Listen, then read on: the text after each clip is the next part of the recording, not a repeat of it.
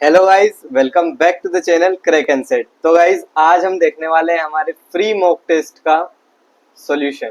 ठीक है, हम आज देखने वाले हैं हमारा जो फ्री मॉक टेस्ट जो कि हमारी वेबसाइट crackandsет.com पर रिलीज हुआ था। ठीक है, आज 1 अप्रैल को, है ना। तो उसका हम देखने वाले हैं आज सॉल्यूशन इस वीडियो में, है ना। केमिस्ट्री सेक्शन का हम सॉल्यूशन देखेंगे। बहुत बच्चों ने अटेम्प्ट किया था, जो हमने mock test free mock test दिया था, बहुत सारे बच्चों ने अटेम्प्ट किया था, है ना। हमने सभी पूरे दिन के लिए खोला था ना, फुल डे के लिए आपके पास एक्सेस था, तो आप सारे अटेम्प्ट कर सकते थे उन सारी चीज़ों को। ठीक है, तो जिन बच्चों को प्रॉब्लम हो रहा था थोड़ा, उन्होंने बाद में अटेम्प्ट किया था। बाकी जो बच्चों से रिस्पॉन्स आया था वो बता रहे थे कि मॉक टेस्ट वगैरह का लेवल वगैरह सब बढ़िया था, और जो जितने भी बच्चों ने किया था कि यार उनको जो इंटरफेस वगैरह था उसमें इतना कोई इशू नहीं हुआ था। एक जो डाउट था जो मैं क्लियर कर देता हूँ मॉक टेस्ट में, कि अगर आपको नेविगेशन वगैरह करना था मॉक टेस्ट में, तो वो यहाँ पे साइड में एक एरो बार रहता है, वहां से आप नेविगेशन कर सकते हो, है ना। तो फ्री मॉक टेस्ट का हम सोल्यूशन देखने वाले हैं, है ना। ऑलमोस्ट 100+ लोगों ने, किसी ने मतलब जहाँ तक मैंने डेटा देखा था 100 या 102 लोगों ने कुछ ने मॉक टेस्ट हमारा फ्री वाला अटेम्प्ट किया था। बाकी पेड वाले का भी आपका बहुत अच्छा रिस्पॉन्स आया है। पेड में भी आपको 40 to 50 बच्चों ने परचेज कर लिया है। ये मैंने डेटा मतलब शाम का डेटा था, अभी क्या पता अपडेट हो गया हो, बट 40 to 50 स्टूडेंट्स ने परचेज कर लिया है ना। तो अभी हम बेसिकली देखने वाले हैं हमारे फ्री मॉक टेस्ट का सॉल्यूशन। जो बाकी हमारा जो पेड है, जो कि इन लोगों ने परचेज किया है, उन सबको हम देखेंगे हमारे प्रीमियम वाले उसमें। वो आपको यहाँ पे यूट्यूब पे उसका सॉल्यूशन अवेलेबल नहीं होगा, आपको सिर्फ जो फ्री मॉक टेस्ट है उसका सॉल्यूशन अवेलेबल होगा। बाकी जो प्रीमियम वाले मॉक टेस्ट है उनका सॉल्यूशन आपको वेबसाइट पे ही अवेलेबल होगा। ठीक है, तो हम शुरू करते हैं हमारा मॉक टेस्ट का सॉल्यूशन, फ्री मॉक टेस्ट का सॉल्यूशन। इंट्रो वीडियो शुरू करते हैं। My self Shubhraj, student at IIT Kharagpur pursuing BS in chemistry. ठीक है, आगे बढ़ते हैं। तो अपना जो पहला क्वेश्चन है वो ये कहता है कि for a non electrolyte solution I is equal to 1, है ना। देखो, अपन ने सॉल्यूशन चैप्टर में डिस्कस किया था कि नॉन इलेक्ट्रोलाइट का मतलब क्या होता है कि उसका क्वांटम फैक्टर क्या होता है, 1 होता है। मतलब ये आयंस में नहीं टूटेगा। अगर आयंस में डिसोसिएट होता तो इसका क्वांटम फैक्टर बढ़ जाता, लेकिन आयंस में डिसोसिएट नहीं हो रहा है, इस वजह से इसका क्वांटम फैक्टर क्या होगा, 1 होगा। ठीक है, for a non electrolyte I is equal to 1 with Kb 0.52। ये किसकी वैल्यू है अपनी, Kb की। ठीक है, Kb की वैल्यू है ये अपनी बॉइलिंग पॉइंट एलिवेशन के लिए। किसके लिए, अपना बॉइलिंग पॉइंट एलिवेशन के लिए, है ना। इसको ओब्लियोस्कोपिक कांस्टेंट बोलते हैं। जो Kb है ना, इसको ओब्लियोस्कोपिक कांस्टेंट बोलते हैं। हम ऑलरेडी सॉल्यूशन चैप्टर में डिस्कस कर चुके हैं। मोलरिटी हमें दे रखी है 0.1 मोलर, है ना। मोलरिटी अपने को दे रखी है 0.1 मोलर। तो हम डायरेक्ट फॉर्मूला लगाएंगे। फॉर्मूला क्या था अपने डेल्टा टीबी का, delta TB is equal to क्या होता है, I into Kb into m. I की वैल्यू अपने को दे रखी है 1, Kb की वैल्यू अपने को कितनी दे रखी है 0.52, और m की वैल्यू हमें क्या दे रखी है 0.1। तो इसका आंसर क्या हो जाएगा 0.052। क्या आंसर मैच हो रहा है, पहला ही ऑप्शन है, तो इसका ए ऑप्शन करेक्ट हो जाएगा। आप यहाँ पे भी सॉल्यूशन देख सकते हैं। ठीक है, आगे बढ़ते हैं। अगला क्वेश्चन क्या कहता है हमें कि यार according to the Henry's law the solubility of the gas in a liquid is directly proportional to. Henry law में जो सॉल्युबिलिटी है वो किसके प्रोपोर्शनल होती है।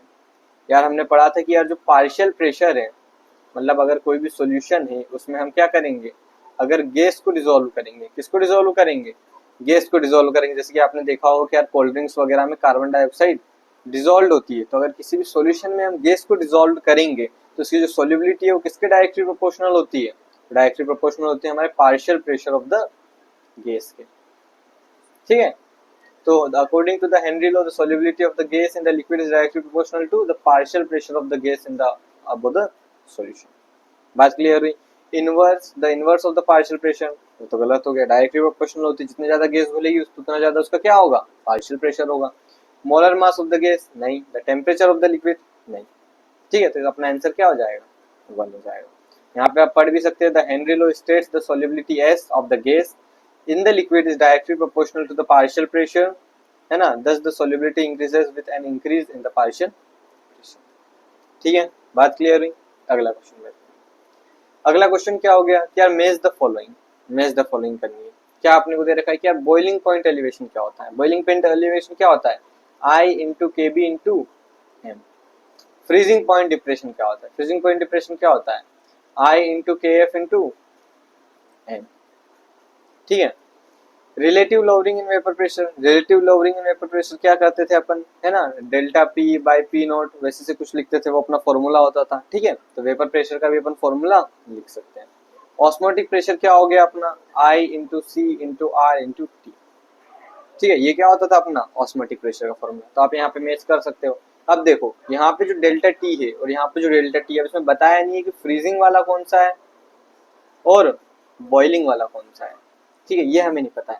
तो यार एक बात ध्यान रखो, जो हमारी कोलिगेटिव प्रॉपर्टीज थी, जो हमारी कोलिगेटिव प्रॉपर्टीज थी, उनमें क्या था कि यार elevation in boiling point, elevation in boiling point मतलब बॉइलिंग पॉइंट क्या होता था, इंक्रीज होता था, और डिप्रेशन इन फ्रीजिंग पॉइंट क्या था, depression in freezing point, freezing point क्या होता था अपना, घटता था।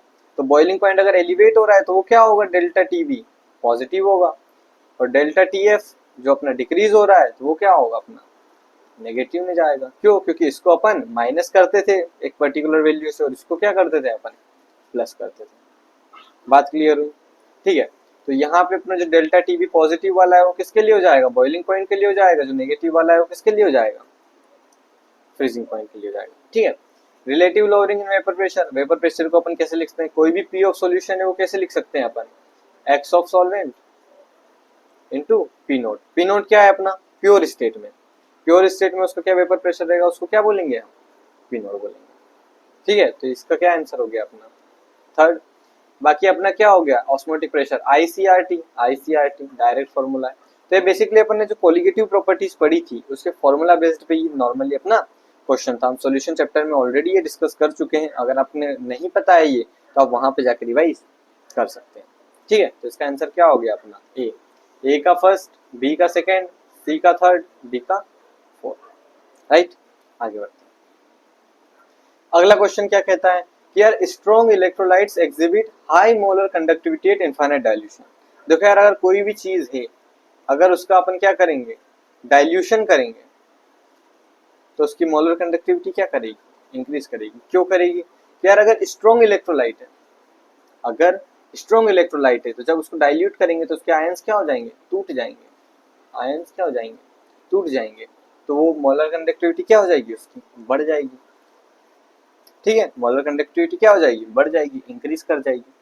सेकेंड स्टेटमेंट क्या है, क्या Kohlrausch law states that limiting molar conductivity is the sum of individual ionic contributions, है ना।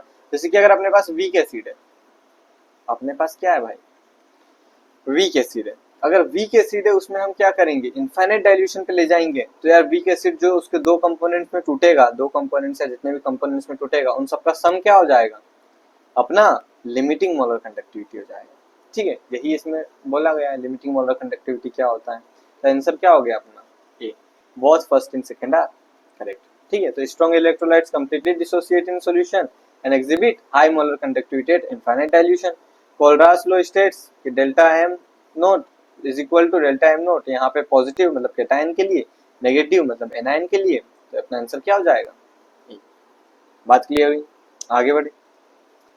अगला क्वेश्चन क्या है कि यार for a reaction following the rate law, rate is equal to K square, है ना। तो द रिएक्शन इज, तो इसमें ऑर्डर पूछा गया है, हम ऑप्शन से देख सकते हैं क्या पूछा गया है, ऑर्डर पूछा गया है।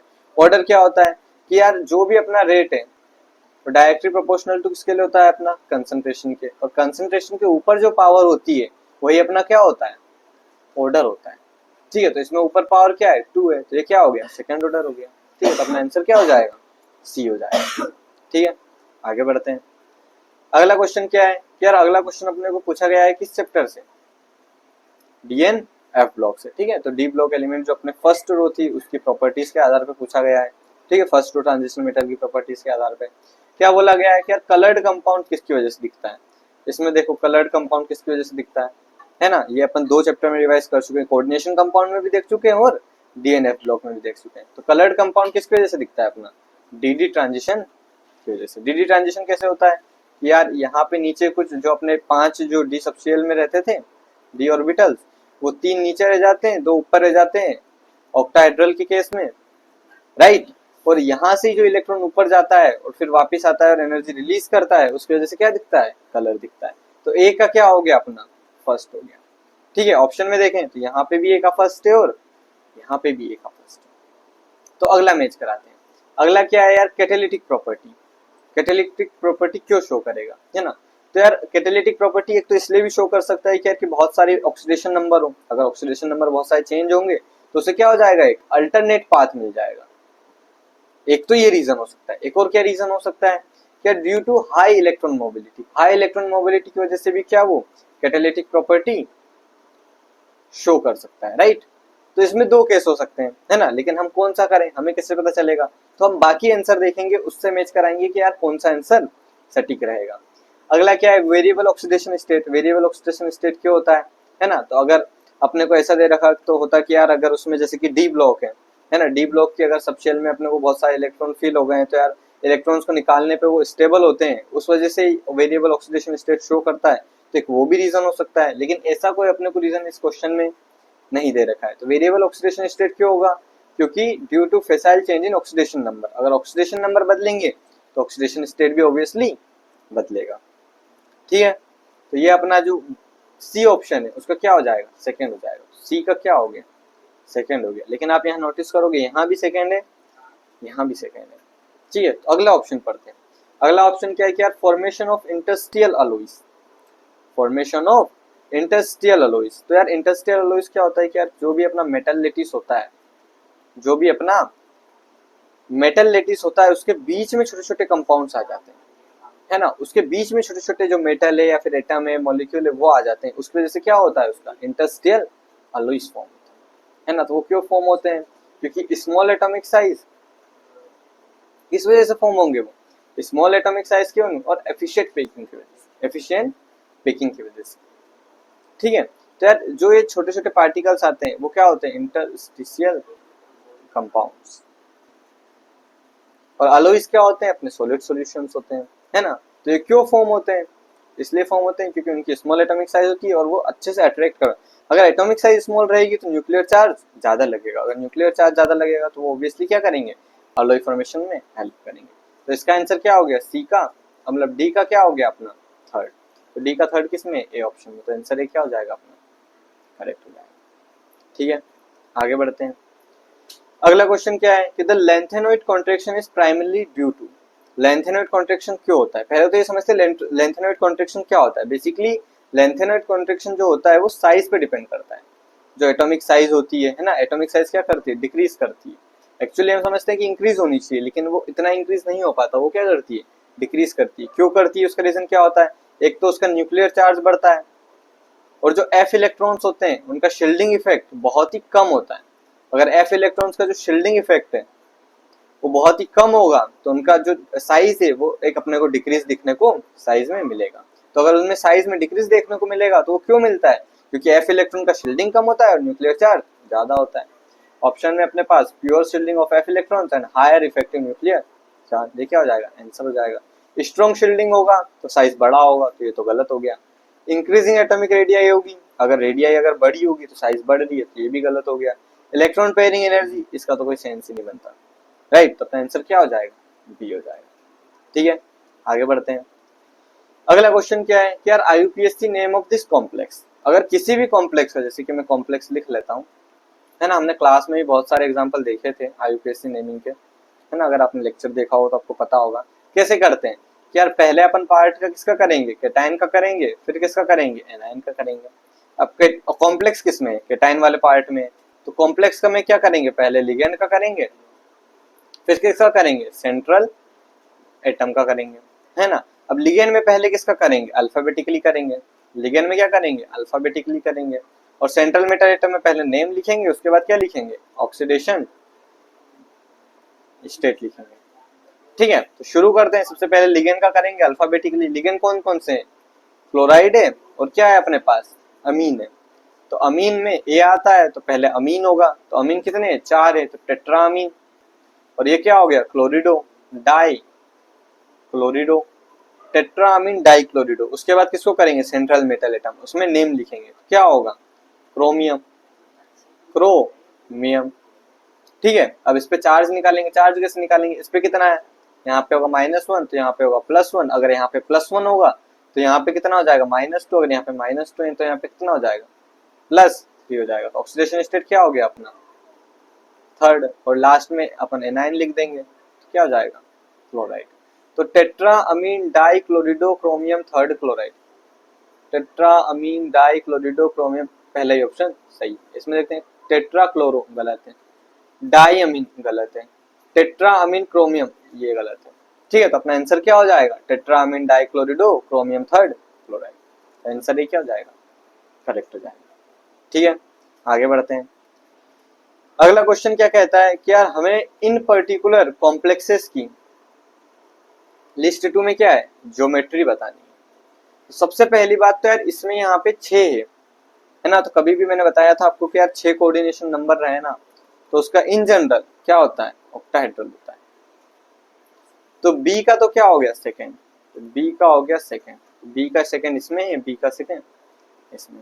अब अपने को देखना है कि ए का और सी का क्या होगा, राइट, ए का और सी का क्या होगा। तो अपन ये समझ लेते हैं कि यार जो निकेल है CN4 2- और इसमें क्या है अपना कॉपर Cl4। अब बेसिकली होगा क्या ना, देखो एक तो चीज ये है कि यहाँ पे ये जो अपना क्लोरीन है ये क्या है वीक फील्ड लिगेंड है, तो ये पेयरिंग नहीं होने देगा, पेयरिंग नहीं होने देगा। तो इस वजह से मतलब सेपरेटेड रहेगा, डी वाला पूरा घेर लेगा। अगर ये डी वाला पूरा घेर लेगा तो अपना sp3 हाइब्रिडाइज होगा, राइट, ये अपने लेक्चर में ऑलरेडी डिस्कस कर चुके हैं। इसमें क्या होगा, इसमें ये डी वाला घेरेगा लेकिन ये क्या है एक तो स्ट्रॉन्ग फील्ड लिगेंड है, स्ट्रॉन्ग फील्ड लिगेंड है ना, और बाकी ये जो निकेल है ये कॉपर्स तो ऑलवेज ही कम, जो हमने पढ़ा था ना साइंस टीचर विनीता चंद्रोल मांगे फिर कॉपी नी कंप्लीट जने, तो जो निकेल है ये तो ऑब्वियसली लेस है उससे, अगर निकेल ऑब्वियसली उससे लेस है तो इसमें अपना क्या चांसेस है DsP2 के चांसेस है। और अपने पास ऑप्शंस में क्या है, एक में स्क्वायर प्लेनर है, एक में टेट्राहेड्रल है, तो एक ऑब्वियसली टेट्राहेड्रल होना है, एक स्क्वायर प्लेनर होना है ना। तो अपन इससे भी कर सकते हैं। तो ए का क्या हो जाएगा फर्स्ट और सी का क्या हो जाएगा थर्ड हो जाएगा। तो ए का फर्स्ट सी का थर्ड, तो ऑप्शन नंबर ए क्या हो जाएगा अपना करेक्ट हो जाएगा। बात क्लियर हुई, ठीक है, आगे बढ़ते हैं। अगला अपना क्वेश्चन क्या है कि यार in an concentration cell using identical electrodes. ठीक है, कंसंट्रेशन सेल है, कंसंट्रेशन सेल क्या होता है जिसमें यार जो दोनों इलेक्ट्रोड होते हैं, दोनों जगह जो इलेक्ट्रोड वगैरह होते हैं वो क्या होते हैं सेम होते हैं। डिफरेंस किसमें होता है, डिफरेंस होता है सिर्फ कंसंट्रेशन में। ठीक है, तो अपने को क्या दे रखा है, if one half cell is 1 molar solution है ना, second is 0.01 molar solution, the cell potential for an 1 electron process is 298 kelvin is given by. ठीक है, 298 केल्विन इज गिवन बाय। अपने को टेम्परेचर दे रखा है, बेसिकली अपने को टेम्परेचर का 298 केल्विन दे रखा है तो अपन डायरेक्ट स्टैंडर्ड वैल्यू का यूज कर सकते हैं। तो अपना ई क्या हो जाएगा, ई नॉट तो ऑब्वियसली 0 हो जाएगा है ना, ई क्या हो जाएगा 0.0592, राइट, ई क्या हो जाएगा अपना 0.0592 डिवाइड बाय इलेक्ट्रॉन, और लोग में ऊपर क्या लिखते थे कंसंट्रेशन हाई डिवाइड बाय जो कंसंट्रेशन लो है। तो E इज इक्वल टू क्या हो गया 0.0592, लोग में ऊपर कंसंट्रेशन हाई क्या है 1 है, लोग 1 नीचे क्या है 0.101। ठीक है, तो ये कितना हो जाएगा, यहाँ से ये हट जाएगा, यहाँ से 100 आ जाएगा, 100 आ जाएगा तो लोग 10 और इधर 100 है तो क्या आएगा E is equal to 0.0592 into 2। ठीक, कैलकुलेट कर देते, 2 2 जा 4, 2 9 जा 18, 10, 11, तो आंसर क्या हो जाएगा 0.1184। तो आंसर क्या हो गया अपना बी। बात क्लियर हुई, ठीक है, समझ में आया कैसे किया। ये अपने को बेसिकली फॉर्मूला पता था, फॉर्मूला में अपने पता था कि ऊपर क्या लिखते हैं सी हाई लिखते हैं, नीचे क्या लिखते हैं सी लो लिखते हैं, और उसके अकॉर्डिंग क्या अपन कैलकुलेट कर लेते हैं। ठीक है, आगे बढ़ते हैं। अगला क्वेश्चन क्या है कि यार a catalyst lowers the activation energy of the reaction from 80 kilojoule पर मोल टू 76 किलोजूल पर मोल एट 300 केल्विन। ठीक है, assuming the frequency factor remains unchanged, by what approximate factor does the reaction rate change? Reaction rate कैसे change होगा वो समझते हैं, है ना, रिएक्शन रेट कैसे चेंज होगा। रिएक्शन रेट बाकी बेसिकली यहाँ पे रिएक्शन रेट की जगह रेट कांस्टेंट आना चाहिए, राइट, यहाँ पे रेट कांस्टेंट आना चाहिए। क्या आना चाहिए रेट कांस्टेंट आना चाहिए। सेम ही चीज होती है जैसे कि यार रिएक्शन रेट लिखेंगे तो रेट इज इक्वल टू, अगर यहाँ पे अपन के लिखेंगे, के अपन एक कांस्टेंट लगाते हैं, उसके बाद यहाँ पे जो भी अपना कंसंट्रेशन आता है उसके ऊपर पावर वगैरह होती है। अगर ये चेंज होगा रिएक्शन जो कांस्टेंट चेंज होगा तो उसकी वजह से क्या चेंज होगा रिएक्शन रेट भी चेंज होगा। ठीक है, कैसे निकालेंगे? अपने पास एक फॉर्मूला था कि यार k is equal to A E की power minus E A by R T, ये फॉर्मूला था, है ना, ये फॉर्मूला था। इसमें ये अपना क्या होता था? फ्रीक्वेंसी फैक्टर होता था। लेकिन इसमें क्या अज्यूम किया है कि फ्रीक्वेंसी फैक्टर तो सेम है, तो हम क्या लिखेंगे? क्या k1 ए ई की power minus E A one by R T one, ठीक है, और एक और क्या लिख देंगे? k2 ए ई की power minus E A two by R T two, है ना। ए क्यों लिखा? क्योंकि ए तो सेम है ना, तो ए में लिख दिया, ए वन ए टू लिखने की जरूरत नहीं है। तो k1 बाई k2 जो कि हमें निकालना है, क्या हो जाएगा? ई की power minus E A one by R T divide by E की power minus E A two by R T, ठीक है। तो यहाँ पे ये क्या हो जाएगा? E minus E A one by R T, ठीक है, minus E A two by R T, ठीक है, ये अपना यहाँ पे हो जाएगा। उसके बाद इसको क्या लिख सकते हैं? ई और ये दोनों क्या हो जाएंगे? एक्सचेंज हो जाएंगे। तो E A two minus E A one, ठीक है, E A two minus E A one divide by R T, ठीक है, ये अपना एक्टिवेशन एनर्जी का फॉर्म आ जाएगा। उसके बाद अपना क्या था? यार 80 था, 76 हो गया, सब्सट्रैक्ट कर देते हैं दोनों को, है ना। 70 और 86 को सब्सट्रैक्ट करेंगे कितना आएगा? 4000, है ना, क्योंकि किलो जूल है। 80,000 और 76,000 को सब्सट्रैक्ट करेंगे कितना आएगा? 4000 डिवाइड बाय 8.314 इंटू टेम्परेचर कितना है अपना? 300 है। तो यहाँ पे मैंने ऑलरेडी कैलकुलेशन कर रखी है इसके लिए, है ना, ई की पावर, ताकि टाइम सेव हो। बाकी यहाँ पे अपन इसको कैलकुलेट करेंगे तो ई की पावर 1.6 आएगा और इसका आंसर अप्रोक्सीमेटली कितना आएगा? 4.98। तो अपना आंसर भी क्या हो जाएगा? करेक्ट हो जाएगा। बात क्लियर हुई? ठीक है, यहाँ पे आप फॉर्मूला भी देख सकते हो, k2 बाई k1, ठीक है, ए ई की power minus E A two by R T और ई की power minus E A one by R T, है ना। अपन ने k1 बाई k2 लिखा है तो अपना क्या आ जाएगा? ऊपर a1 आ जाएगा, नीचे a2 आ जाएगा। इसमें k2 बाई k1 लिखा है तो ऊपर क्या आ जाएगा? a2 आ जाएगा, नीचे a1 आ जाएगा, ठीक है। तो बात सेम होती है, अपने को बेसिकली इक्वेशन से अपने को अप्रोच पता होनी चाहिए कि क्या होगी, राइट। बाकी अपन इजीली क्वेश्चन कर सकते हैं, राइट। आगे बढ़ते हैं। अगला क्वेश्चन क्या है? क्या the galvanic cell operates with an overall reaction involving 2 electrons. Number of electrons कितने हैं? 2 है, ठीक है। And had an standard cell potential 1.1 volt. Cell potential standard E naught क्या है अपना? 1.1 volt. Using F is equal to 96485, F हो गया अपना 96485। The standard gives free energy delta G. तो यार डेल्टा जी का फॉर्मूला अपने को सिंपल क्लियर है, minus N F E naught, right. N की वैल्यू पुट कर दो 2, एफ की वैल्यू पुट कर दो, कितनी दे रखी? 96485 इंटू ई नोट की वैल्यू क्या है? 1.1। तो यहाँ पे कैलकुलेट करेंगे तो आंसर क्या हो जाएगा? 212, ठीक है। तो अपना आंसर क्या हो जाएगा? 212 किलो जूल, है ना। यहाँ पे देखो इतना मल्टीप्लाई वगैरह हो रहा है ना, तो इसको यहाँ पे जो 1000 है, ये जो अपना 1000 है, ये किस में कन्वर्ट हो जाएगा?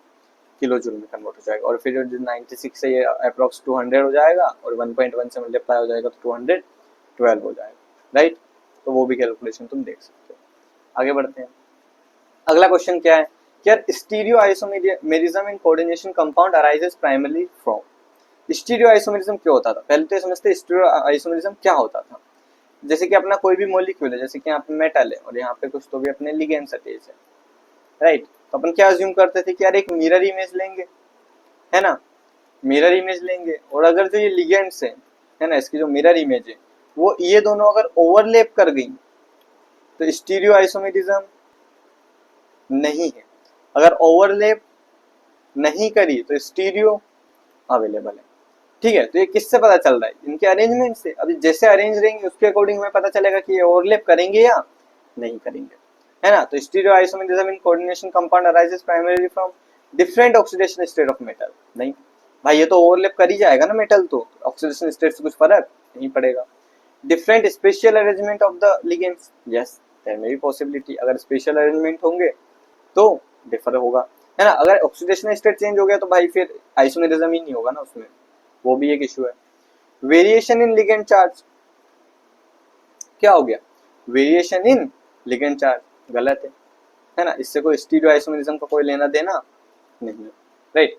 Differences in metal ionic radius, नहीं, मेटल आयोनिक रेडियस वगैरह की हम बात ही नहीं करते, हम नॉर्मल स्ट्रक्चर बनाते हैं और उसको ही ओवरलैप करा के देखते हैं, ठीक है, तो इसका आंसर क्या हो जाएगा, बी हो जाएगा। ठीक है, आगे बढ़ते हैं। अगला क्वेश्चन क्या है कि यार for a reaction that is a first order reaction है ना, ये बात ध्यान रखनी, फर्स्ट ऑर्डर है। ठीक है, if the initial concentration A note is 0.5, A note अपने को दे रखा है 0.5 molar and the rate constant के दे रखा है अपने को 0.005। ठीक है, the concentration after 200 second is given bye, 200 second के बाद क्या होगी कंसंट्रेशन, टाइम दे रखा है अपने को 200 सेकेंड। यार देखो हमें एक चीज पता है कि कंसंट्रेशन का फॉर्मूला होता है 80 ए नोट ई की पावर माइनस के टी। ठीक है, तो इसमें ए नोट क्या हो गया, ए नोट अपने को गिवन है, क्या हो गया 0.5, ई की पावर क्या लिखेंगे माइनस, के की वैल्यू क्या है अपनी 0.005 इंटू कंसंट्रेशन क्या हो जाएगा अपना 200। ठीक है, तो इसका आंसर क्या हो जाएगा 0.5 इंटू ई की पावर माइनस, इन दोनों को अपन मल्टीप्लाई करेंगे तो कितना आ जाएगा, ये 10 हो जाएगा, ये जाएगा तो ई की पावर माइनस 1 हो जाएगा। इसको हम आगे सॉल्व करेंगे तो अपना आंसर क्या आ जाएगा यहाँ पे 0.5 इंटू ई की पावर माइनस 1, तो आंसर क्या हो गया अपना 0.184। ठीक है, तो अपना आंसर क्या हो गया 0.184, तो अपना बी आंसर क्या हो जाएगा, करेक्ट हो जाएगा। बात क्लियर हुई। ठीक है, आगे बढ़ते। अगला क्वेश्चन क्या है, यार in an electrochemical cell where the reaction involves 3 electrons. ठीक है, and the measured cell potential under non standard condition. अच्छा ठीक है, measured cell potential non standard condition में क्या हो गया 0.45 वोल्ट। ठीक है, तो द नस्ट इक्वेशन इज, बहुत बढ़िया, तो इसका आंसर क्या हो जाएगा, जैसे कि अपने को क्या है, जो अपनी नस्ट इक्वेशन है वो होती है E is equal to E naught minus 0.0592, ये किसमें होती है अपनी स्टैंडर्ड कंडीशन में, राइट। डिवाइड बाय यहाँ पे नंबर ऑफ इलेक्ट्रॉन्स लिखते हैं अपन 3 log ऑफ, तो ये क्या होती है अपनी नस्ट इक्वेशन होती है। अब देखो यहाँ पे दे रखा है कि यार the measured cell potential under non standard condition.